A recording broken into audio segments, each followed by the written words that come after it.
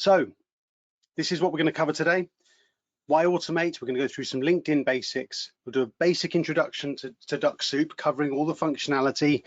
And then I've got a list of sort of how-tos.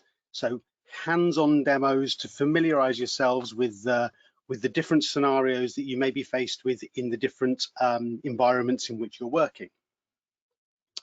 So a question which has many different answers and can be quite contentious in certain discussion groups.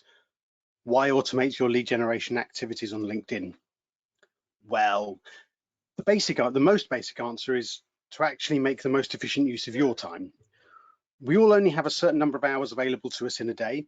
And if you can get some of the simple repetitive tasks taken care of so you can focus your efforts on the more complex, higher value tasks, then why not? LinkedIn is an amazing resource with an incredibly active population of professionals from industries all over the world. It's over 700 million users, a considerable percentage of which are decision makers and influencers. As well as that, there's over 30 million organizations and companies on the platform as well. For anyone looking to build professional relationships online, the go-to place is undoubtedly LinkedIn. And using Dux-Soup, we can help you to automate those repetitive tasks to allow you to focus on the activities that really, really matter. So how can we make it work effectively for you? Well, one thing you need to remember is that everything that you do on LinkedIn is registered on the platform and people will be notified about what you're doing.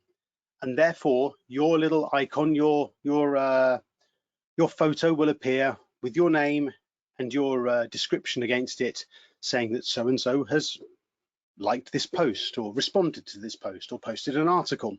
So one of the most important things is to make sure that your LinkedIn profile is up to date. How does it look? I can't emphasize this enough. And I see it time and time again from people where a little bit of effort can make an enormous difference. Make sure you got a professional looking photograph. Make use of the background, and don't just put in your job title. Tell people what you do and what you can do, as this is what they will see when you do something on LinkedIn. So you see here, mine has this text under mine there. It doesn't give it a job title specifically. It's more about the skills that I have and what I can do.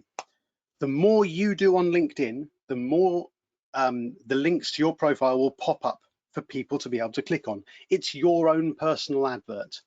Make use of the space that's there, make sure it's relevant and up to date, and don't just use your job title, because it's very easy for people to just pass you by if that's the case. Very, very important thing. Can't emphasize this enough. And there's all sorts of literature written about this as well. You can do A/B testing with photos to see which is best received by people, how people see you, etc., etc. But essentially, a professional photograph, a relevant background, and a good tagline go a long way to improving your profile on the platform. So for anybody who's new, what is Dux-Soup? It's a Chrome extension. It's also compatible with a handful of other browsers as well, with which you can use on the LinkedIn platform to mimic human behavior. And it can be used with free or standard LinkedIn, Sales Navigator, and Recruiter Lite. I will demonstrate on standard LinkedIn and Sales Navigator today. And basically it works as so. You select a list, you find a list of people that you want to carry out an action against in LinkedIn. You specify what processes that you want it to do, and then you run Dux-Soup against that list. And it's really important there, the human behavior part. I can't also emphasize this enough. It's very important. Don't get the robot to do something that's not humanly possible. And I'll cover this a little bit later when we go through some of the throttling activities and the settings and that sort of stuff. Okay, so now we'll talk about some of the features. So with Dux-Soup Pro, which we'll start off with in a second when I do some demonstrating, the very basic features is that you can automate your LinkedIn lead generation activities. You can auto invite with personalized messages. You can auto message first degree connections. You can download data. You can search and filter your targets with Dux-Soup tags. There's a handful of other other features as well, which we'll touch on as well. But these are sort of the high level things that people use this mostly for. One of the things that people are also using it increasingly for is just to carry out auto visits to profiles. This is important because with the new LinkedIn invitation limits, we are limited by the number of invites that we can send per week. So in order to get your profile as visible as possible, just visiting profiles is a very, very powerful and useful activity, which often results in reciprocal invites back to yourself. So that's Dux-Soup Pro. With Dux-Soup Turbo, you can schedule automatic follow-up messages by defining campaigns. You can track your stats through the funnel flow. You can integrate with other systems via webhooks, and that's through Zapier or Integromat. You can also connect to your CRM, be that HubSpot or Pipedrive. And the Dux Dash gives you all sorts of abilities to be able to see what's queued up, what's coming in the future, and what you've done in the past, what activity you've done. And you can also manage your campaigns, etc. through that functionality. We'll touch on that one towards the end of the webinar today. But what I want to do now is really focus on some of the how-tos. So this is what I'm going to cover now. I'm going to do with Dux-Soup Pro, how to install Dux-Soup, define what a list is. This is a terminology that we use all the time with regards LinkedIn and Dux-Soup. What's a list? Show you how to carry out auto visits in both free and Sales Navigator. How to auto invite, how to tag profiles and find those tags again, how to scan a list, create custom list and revisit data, and then a few other bits and pieces around throttling and skipping. So let's come out of here for a second. And the first thing we're going to do is we're going to install Dux-Soup. So I have logged onto my Chrome account here. As you see up in the top right hand corner here, I'm logged onto my Chrome account. First thing I'm going to do is look for Dux-Soup. There we go. Dux-Soup for LinkedIn automation. I'll select this and I'm now going to add this to Chrome. There we are. You just accept the options that come up there, press add extension. And in a second, there we go. I've now installed the robot. When you first install it, you'll notice that the robot icon will be black. And the first thing I'll do is I'll pin the icon up into the top right-hand corner.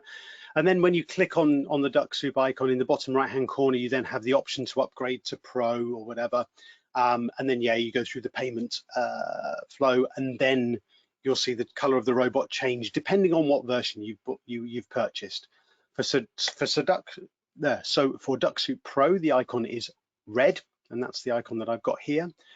And that basically means I've now got the functionality of the Pro product here ready to go. And what we need to do now is go to LinkedIn and decide what we want to do.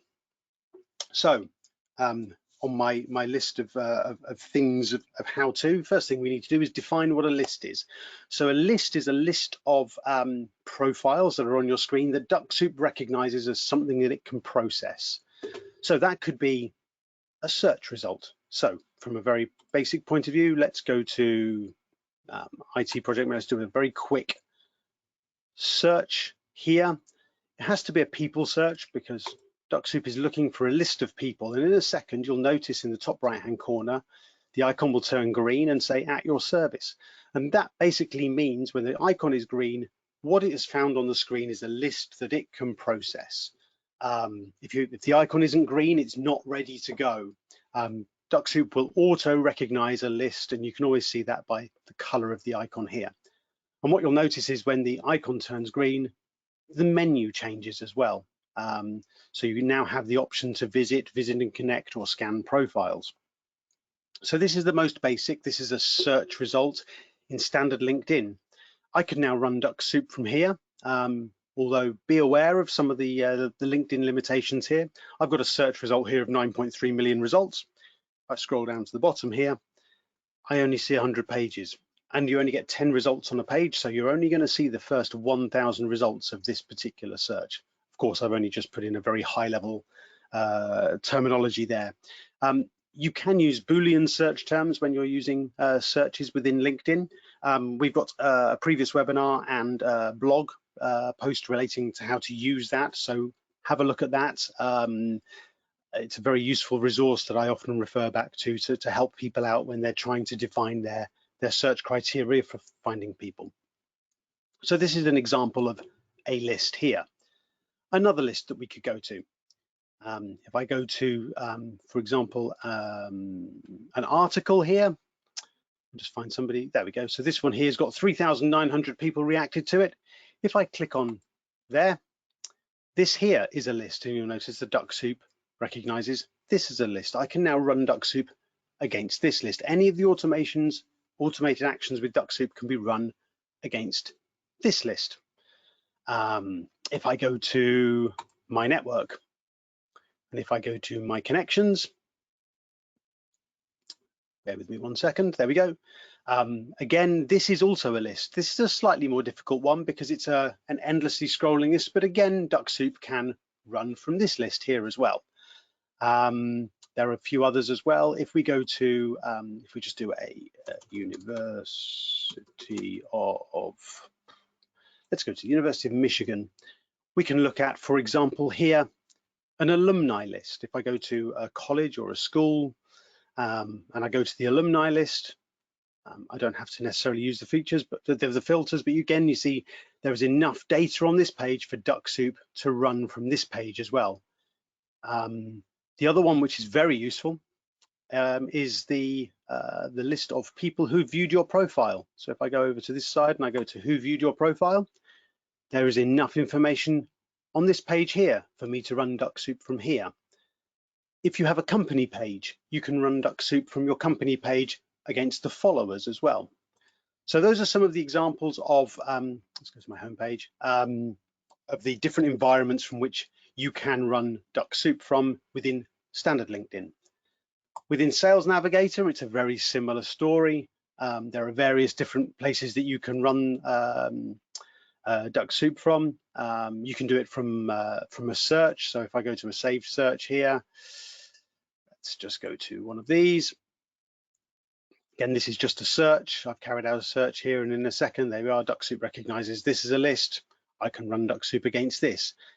If I've been saving lists, I can run Dux-Soup from some of these places as well. There's enough data on these to run Dux-Soup from here.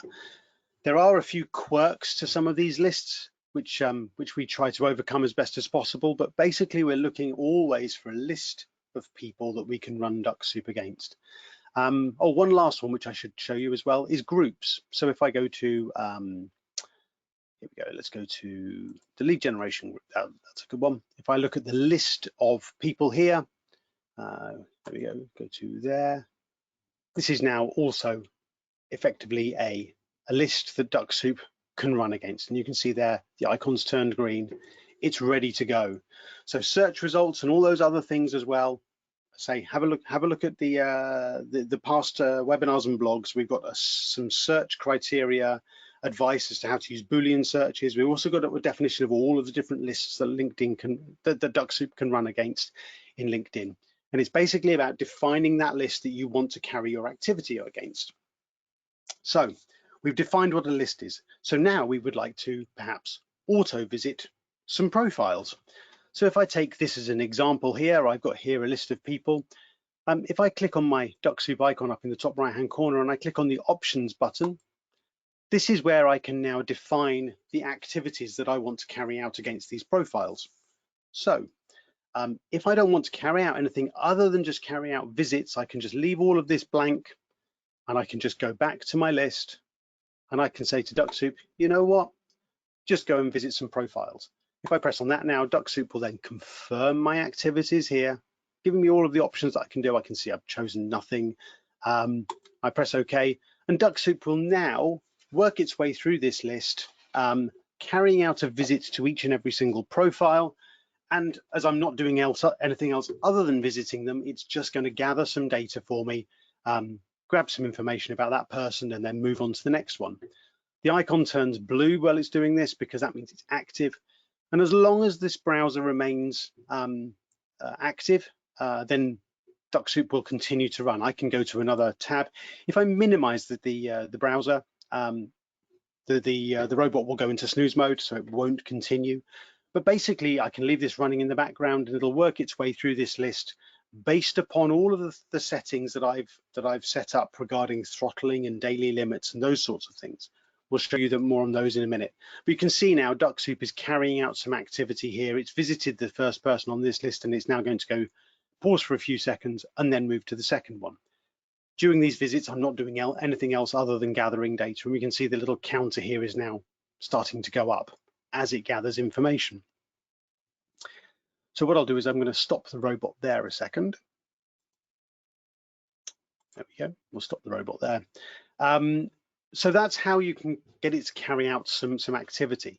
If we now go back to our Dux-Soup options again, so the easiest way, Dux-Soup icon and press the options button, you can see here, these are the various options we have here to have carried out on our behalf during an auto visit.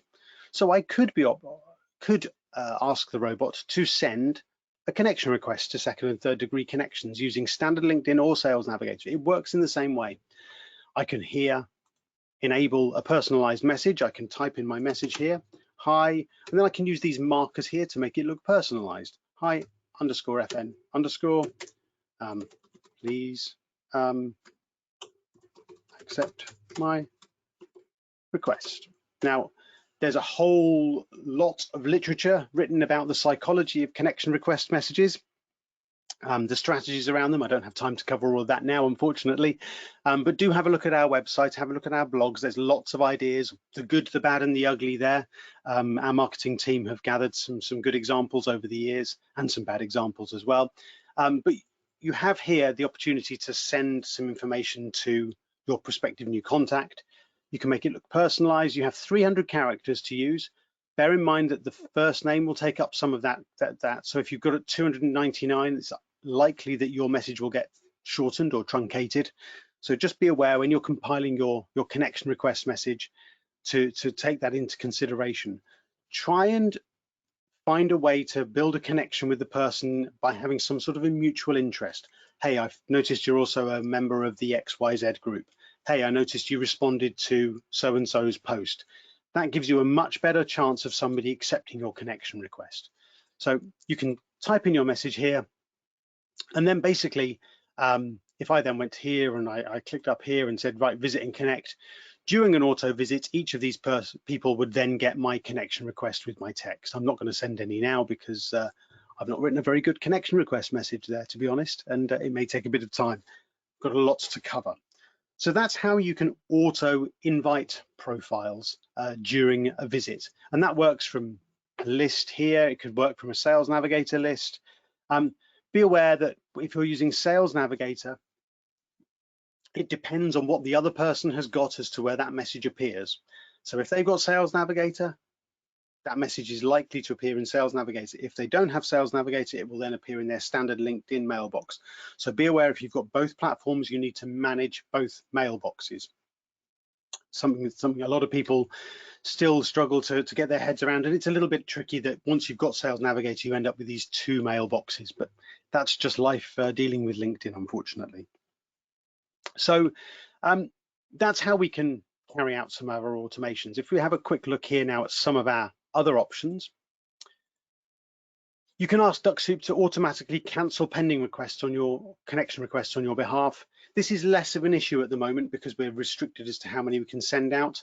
But if you have that enabled, basically Dux-Soup will check on an hourly basis how many outstanding invitations you've got out there and cancel anything older than however long you've selected. It's a way to keep that number down. We recommend not having any more than sort of 500 or so outstanding invitations. So it's sometimes worth doing that as well. Now, if you're visiting first degree connections in both standard LinkedIn or Sales Navigator, you can also send them a message, an auto message here, in exactly the same way, constructing with the same markers.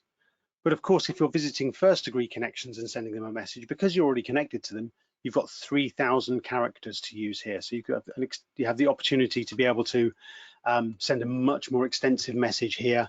And you can use these various different markers here as well. So that's a really useful thing as well. Other options that we can cover that you can carry out during an auto visit, you can ask Dux-Soup to automatically follow a profile using standard LinkedIn. So When you open a profile, you have the opportunity to follow them rather than connecting with them. If your network's too big, as in you've got 30,000 connections, first degree connections, you can disconnect from profiles as well. Not used that frequently, that one. You can save a profile as a lead, you can download the profiles as PDF.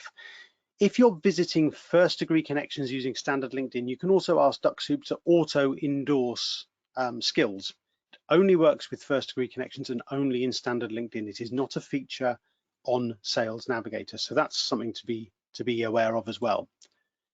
As you're carrying out your visits as well, you can ask Dux-Soup to tag profiles. And these are Dux-Soup tags. Now, if I just open a quick profile here, let's just open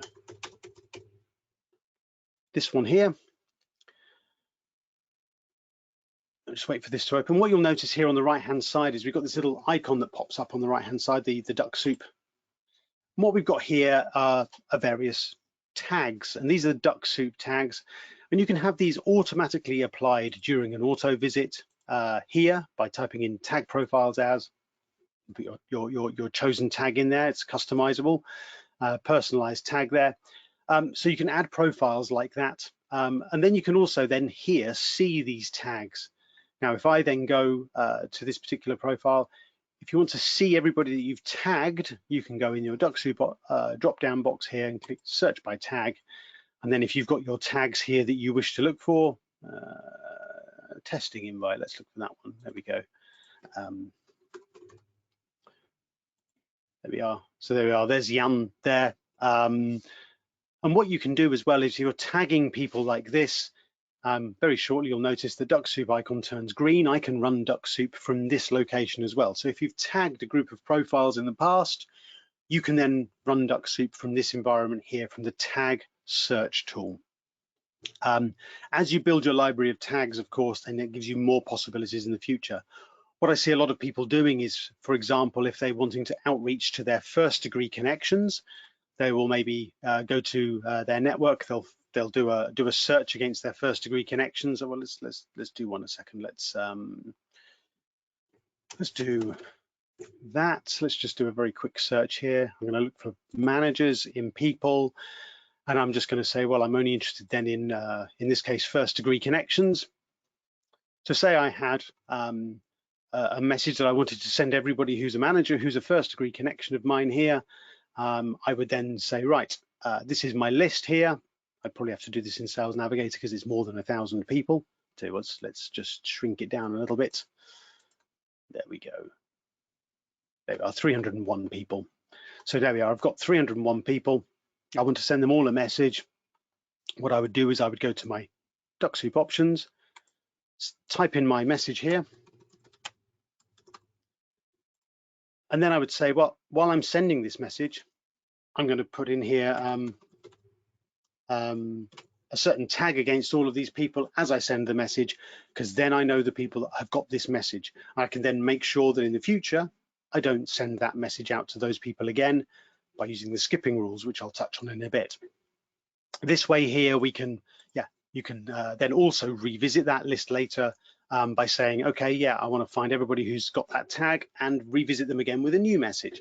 So this way you can actually build sort of using Pro to manage your outreach to your first degree connections, or indeed your wider audience. And I'm covering this quite quickly, but we do have a lot to cover today. So that's that bit there.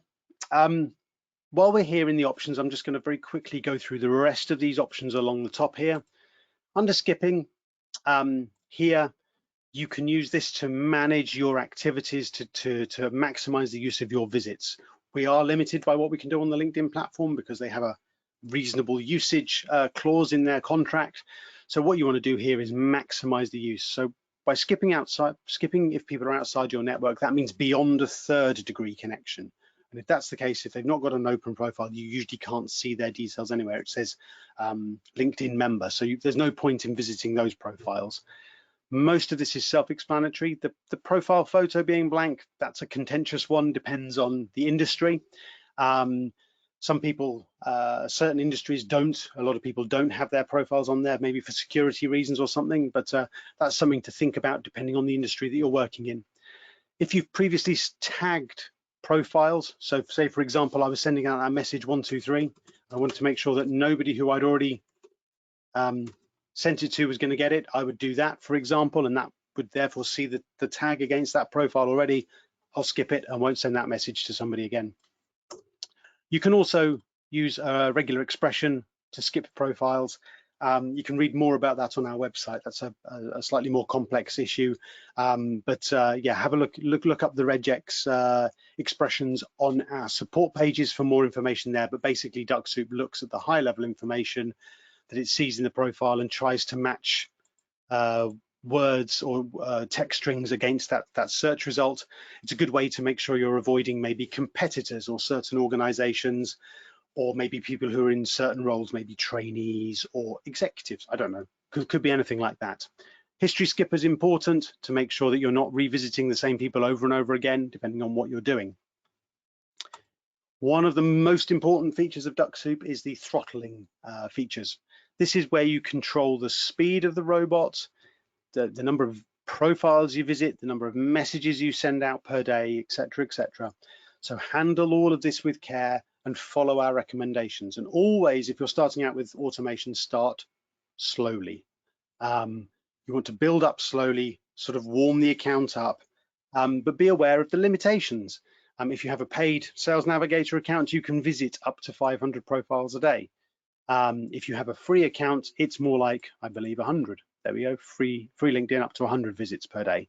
So you need to be aware of what sort of profile you've got and what the activity that you want to carry out is. I'm going to be touching this on this in 2 weeks' time when we do the next webinar. We're going to be talking about the LinkedIn limitations of the number of invites. But what I'm seeing an awful lot of people doing now in order to maximize the use of their time is going out and visiting as many profiles as possible, and then on maybe 1 or perhaps 2 days a week doing their invitations on those days, and sort of taking their best prospects and sending their invites, saving their invites for those people, but going out and visiting lots and lots of profiles, because every profile you visit, somebody's getting a tap on the shoulder from you. Your profile is becoming more visible to more people. You can play around with some of these settings here, but basically my recommendation here is to always leave this as the default, run it either at the slowest or the random speed. Scanning is I think by default medium. We'll touch on scanning very shortly, but this here is how you control how much you're doing and the activity that the robot's carrying out. And if you think about what you can do per day with regard to the type of account you have, work it out in conjunction with the planner. You don't need to have the robot running from 6 AM to 11 PM at night in order to hit the numbers. There's nobody who needs the robot active all day. So break up the times that you're doing your activity. There's less pattern to your behavior then, but means that there's less risk to your LinkedIn account of it being seen to be using automation. Another important feature here is that you can use the planner to break up times in the day when you want to do stuff manually on the platform. And that's really important as well, because if you're doing stuff manually on LinkedIn, you want to make sure that automation is not happening at the same time. It could look to LinkedIn like there's more than one person on your account. So what I always say to people is have certain times in the day when you're manually active on LinkedIn that the robot goes into pause. So make use of this. You can see here, so for example, today between 2 o'clock and 5 o'clock, the robot for me is in pause mode. It will not do any automation during those times. So that's a really useful feature of Dux-Soup there. Okay, I'm going to very quickly show a couple of other bits and pieces, as well as being able to visit profiles or visit and connect to profiles. We can also use Dux-Soup to scan profiles, and this works in standard LinkedIn and Sales Navigator. You get slightly different data from each place. But if here, for example, I press the scan profiles button, what I'm able to do here is very quickly gather data about the people who's on the screen now, and Dux-Soup will go through a list fairly quickly here. I'll just let this run through to the next page. You'll see it's grabbed the first 10 lines there already. It's gone from 2 to 12. Now it'll reload and hopefully then go to the next page. There we are. It automatically scrolls down and then it's going to now progress to the next page in a second. It always takes longer when you're watching it. I'll tell you what, rather than waiting that long, let's just stop the robot there and see what data we've got already. So with all of these activities, whenever you're visiting a profile or scanning a profile, Dux-Soup is gathering data for you. And you see here in the top right-hand corner, you can download your data. So there's first two profiles I visited earlier. I can download their data there and we could go through that. But what's more interesting here is the scan data. And we can scan a list here very quickly, a full list very quickly. And what you'll see here is that you're able to gather some information about these people. In this case, it's just their ID. When I've scanned it, their URL of their profile, first name, last name, job title, and location. If you scan in Sales Navigator, you can gather a bit more information about them because there's different information available on different lists. It's back to the type of list that you're considering. We talked about lists at the start. Each list gives you a slightly different list of data. But basically, if you now scanned an entire list of prospects, or it could be indeed your first degree connections, you can then play around with this list. You can do, you could take people out of it, you could add people, you could create your own custom list. And that's really useful because you can then use Dux-Soup to revisit that list. So here from the Dux-Soup icon, we can then go to our revisit data button. And here we can upload what we call a list. So if I go to that list that I just downloaded there we go. I've now got those particular people here in a list. There's enough information for me now to run Dux-Soup from here. So that way you can create a custom list of your targets. And I'm seeing a lot of people visiting lots of profiles, downloading the data of those profiles, selecting the highest 10% or something, which they then create a custom list against, and then go out and invite them from this place here. Again, you can then run Dux-Soup from here to visit profiles or visit and connect to those profiles, carrying out the chosen automation that you've selected.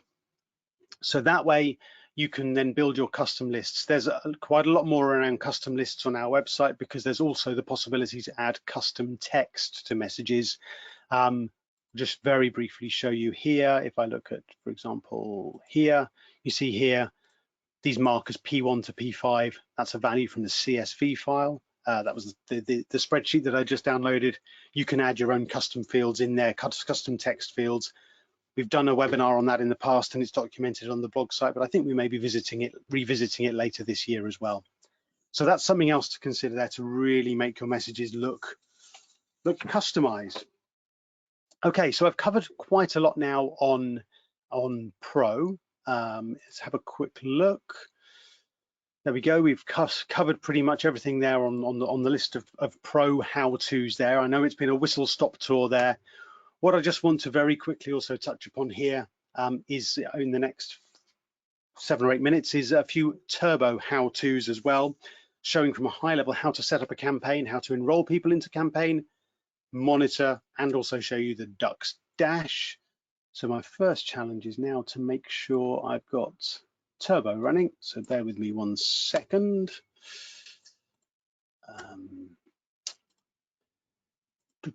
Let's update my.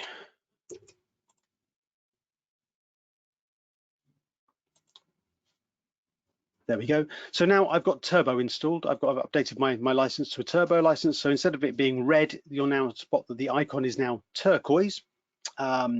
So I now have some additional options available to me using Dux-Soup. And again, it's the various different lists that you'll notice, and you'll notice also there's some different pop-ups come up here as well.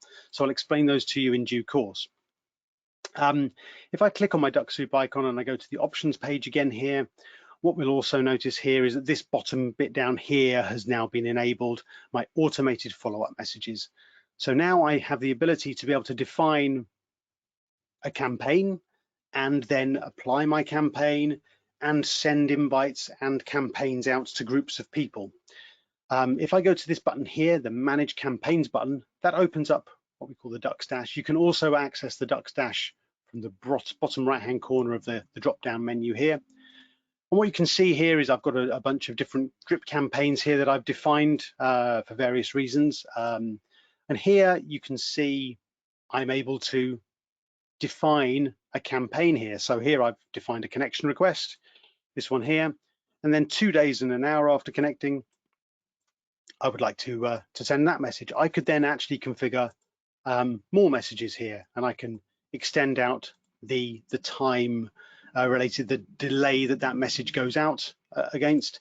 But basically here I can define my messages. I can have up to 12 messages in a campaign. So a connection request plus 11 messages on a queue there. And what would happen then is, so say I want to send out this particular campaign, so growth hacking in English. If I then go back to my Dux-Soup options and I say, right, I want to select my correct campaign, I will go growth hacking English. I will now apply my invite. There we go. Automatically send follow-up messages after a connection has been added. Absolutely, that's what I want to do. And then there you see my, you'll see my message there has been populated there automatically. And all I need to do now is go to my list of people. So it could be here. Let's go to, let's just do a very quick lead filter search. So let's go down here and just look for somebody in this particular group.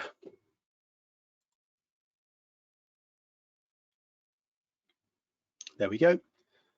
And if I look here and I say, well, actually, I want to make sure I don't, anybody I've viewed, I want to exclude, and anyone I've previously contacted, I want to exclude because I don't want to do that. What we see here now is that there's various people here now who I've already run a campaign against. Now I have now options, because these are mostly second and third. I'll tell you what, let's get rid of first degree. Let's just look for second degree connections. There we go. Wait for this to load a second. There we go. So what we've got now here is some people who are second degree connections. If they've not been enrolled in a campaign before, if I then chose to auto visit and invite these people, they would then be enrolled into that campaign. I can also press the enroll button against those people who've not been enrolled against a campaign before. So you have different ways of being able to get people enrolled in a campaign. First one is through auto visiting these second and third degree connections. And then the other one is to hit the enroll button. You can also enroll people via the remote control, but we'll touch that on that in another webinar some other time. You can also enroll first degree connections into a campaign. So if, for example, I'd had a campaign which, let's just reload this page because it's still on the default one. I want to update it to my my other campaign. So if I had a succession of messages that I wanted to send out to my first degree connections and they've not been enrolled into a campaign, I can now enroll them into a campaign here. So if I take, for example, let's take these top two people here. I'm going to enroll those two into this campaign. They've now been enrolled into that campaign. And if I look at my Dux dash and I look at my queued activity, what we should see now is a couple of messages here queued to go to those people on delay. So in 2 days and an hour's time, those two people, Yof and Kevin, will receive this message here. Those messages got queued up because that was the campaign message I had. They didn't need to have the invite because they're already first degree connections, and that way you can enroll those people into campaign. We have some feature requests outstanding, which we're looking at the moment, to be able to unenroll people from a campaign and also to enroll people into multiple campaigns. So those are some options that we're looking at in the coming weeks, because we're aware that users, once they've got somebody enrolled into a campaign, you can't unenroll them very easily. And it is possible to enroll them into more campaigns via the remote control, but we want to build that to within the GUI. So so that's something that we're looking at as well.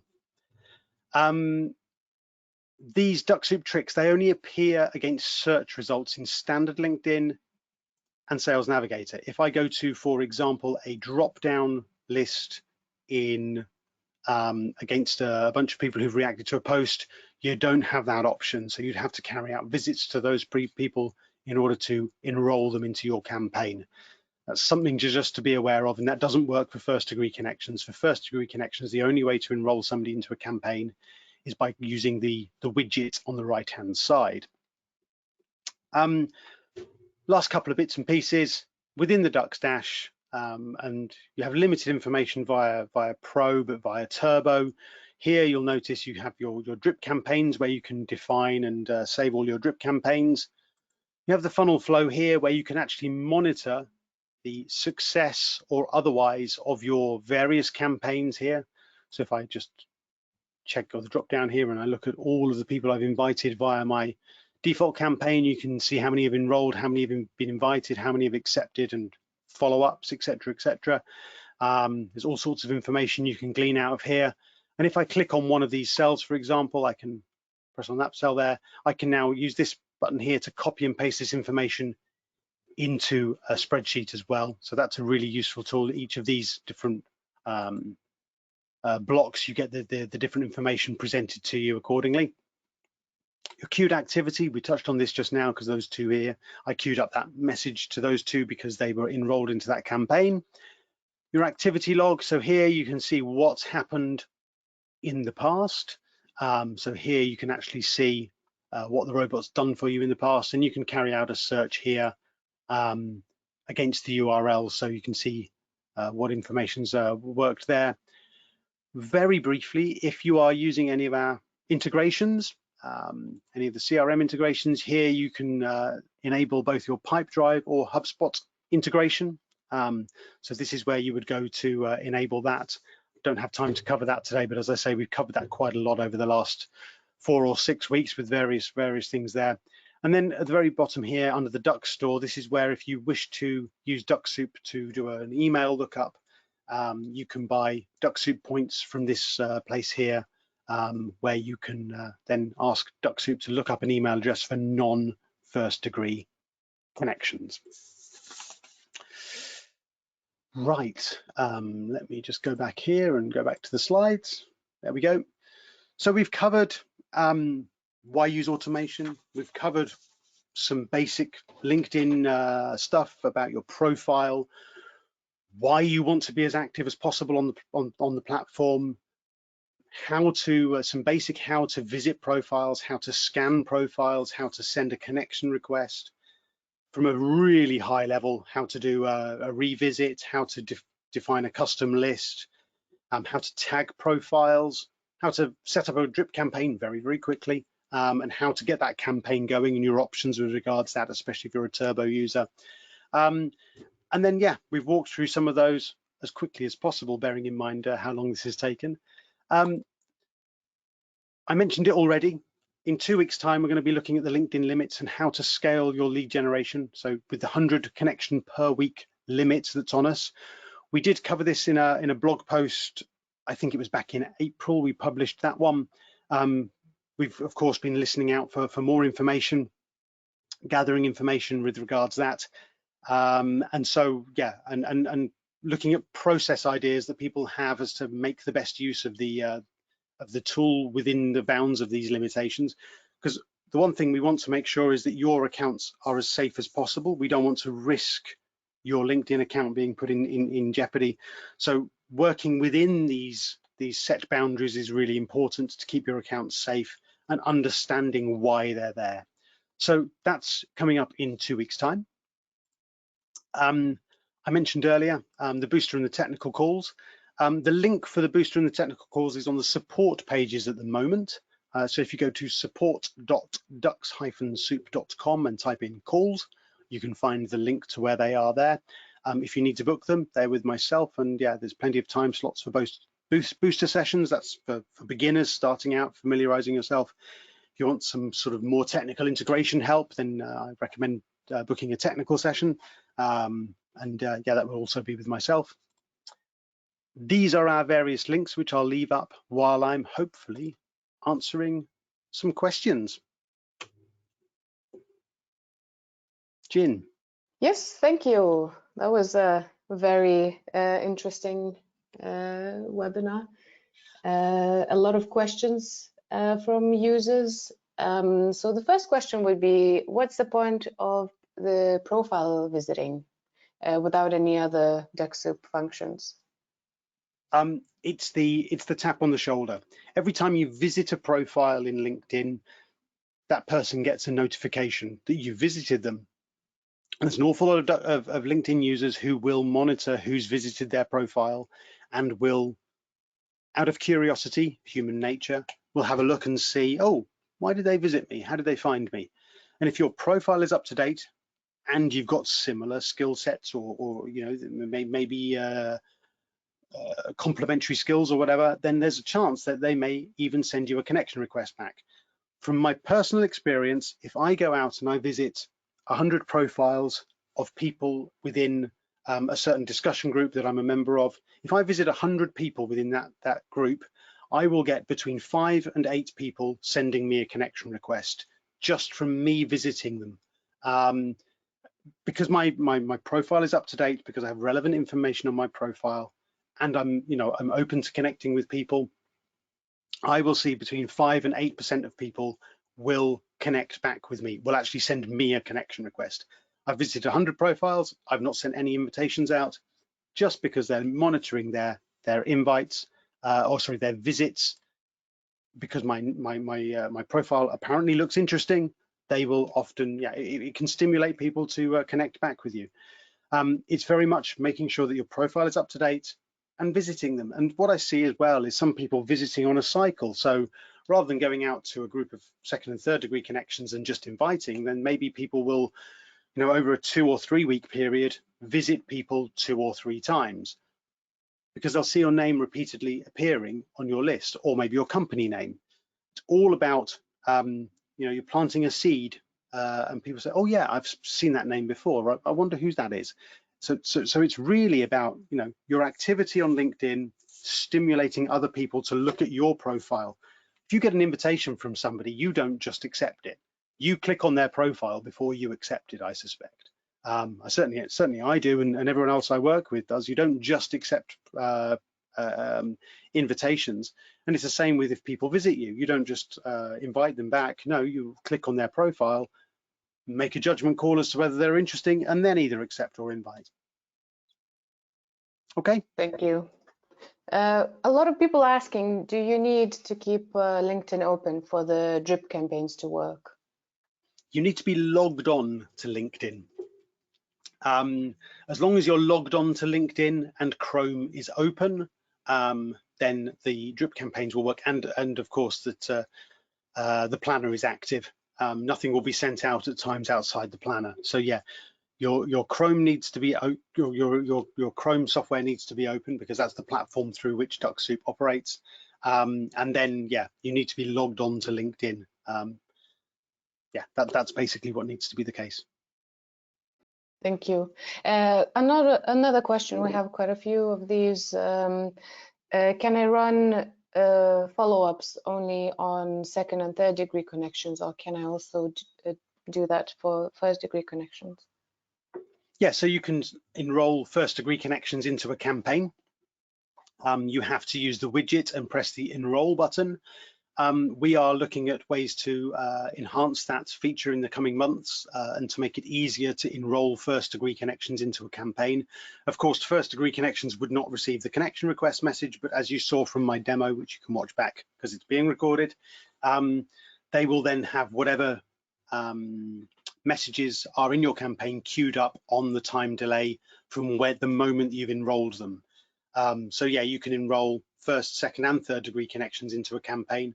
But the other thing is, remember, you can just visit first degree connections and send them a first degree message. So, you then have control over when those messages go out as well. So yeah, there are different ways of doing that outreach to first degree connections. But yeah, if you want to include them in your campaigns, that is, yeah, absolutely possible. I have and remember that the messages will, sorry Jen, the messages will be sent out when the robot is able to. So even you've got a time delay of maybe an hour, a day and an hour, it's sometime after that, depending when the robot is available, and there's space for it to do it. If it's busy doing other visits or scanning or something else at the time, it will get delayed. And that's one of the reasons that we now have we don't have the granularity of delaying messages down to the minute we used to, because it's a minimum time, and yeah, depends what's in the queue and what other activities are going on and what your throttling is set at, because it will still adhere to the throttling behavior of the robot. Yeah, thank you. Another question. So a few customers are interested about sending messages to people who aren't first-degree connections. So I guess a lot of users don't know that you can send in-mails with Dux-Soup. Yes, absolutely. Yeah, I didn't spend much time on that one, admittedly. What I can do is I can just very quickly show you that. If I go to my Dux-Soup options here, you can, if you've got an account with in-mail credits, or you've purchased in-mail credits, you can send in-mails to second and third degree connections during a visit. Of course, you have a limited number of in-mail credits, so handle with care. In-mails are a very powerful thing, and of course, if the people reply back, you get the credit back. So you can also send in-mails using Dux-Soup as well. And yeah, it's a very useful feature. What you can do is use the skipping rules to make sure that you're, for example, only